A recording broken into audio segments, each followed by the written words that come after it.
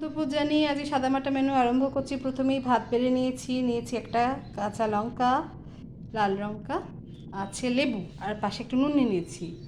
তারপরে নেব একটু পটল ভাজা। আচ্ছা, পটল ভাজা আছে, পেঁয়াজ পোস্ত। পোস্তটা কারণ লাল, এই লঙ্কা দিয়ে বাটা হয়েছে সেই জন্য লাল, ঠিক আছে। পোস্তও করেছি,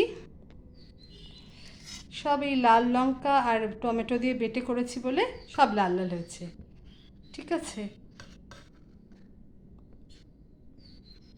ও পটল পোস্ত, এতে পটলও আছে, এই যে পটল আছে, পটল দিয়ে আলু দিয়ে পোস্ত করেছি।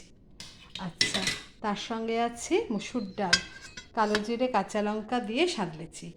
এই হলো আজকের দুপুরে সাদামাটা মেনু। কেমন হয়েছে বলো? ওকে, থ্যাংক ইউ।